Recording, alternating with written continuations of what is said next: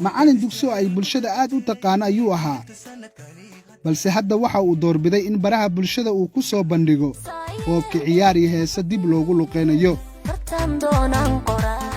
macallin Cagaweyne walaalayaalow sheerka iyo laagta iyo loofka ma noo saartay khayr Allah siiya waxa uu qirtay in ardaydiisa uu kala diray taas beddelkeedana waxa uu bulshada ka codsadaa in barihiisa bulshada ay soo raacaan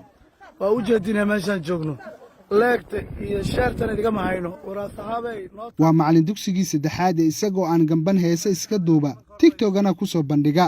atriska iyo followga iyo sheerta iyo loofka waa muhiim waa u jeedin arday ma hayo dugsigii mar hore aan fasaxay TikTokina tala kuma hayo waxaan ku hayo malaho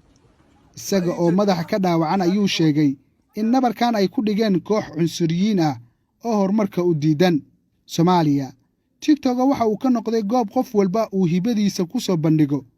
qaarkood waxay soo lumiyeen shaqooyinkoodii kale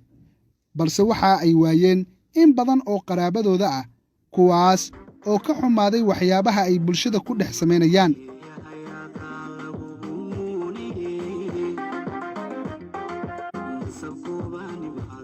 Cagaweyne boggiisa TikTok ee curdanka ah hadda weli ma helin bulshadii uu filayay laakiin ku dhawaad 100,000 oo qof ayaa ku xiran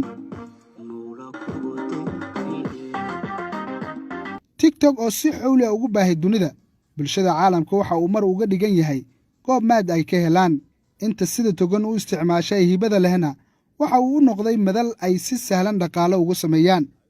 hay'ashee aaladan muuqaalada laga daawado waxa ay weyn doontaa macaamiishii ugu badneed ee hal dal ka isticmaali jirtay kadib markii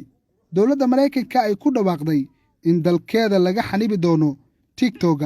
shirkadda Apple iyo Google-na ay ka saarto bogogooda Cabdifataax Muumin 5 TV Muqdisho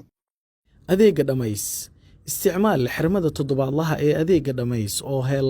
unlimited data internet muddo toddobaad ah xirmada toddobaadlaha ee adeega dhamays waxa ay ku wadareynaysaa data internet iyo ku hadal unlimited ah muddo toddobaad ah xirmada toddobaadlaha ee adeega dhamays uga shuba ii dahab kood nambarka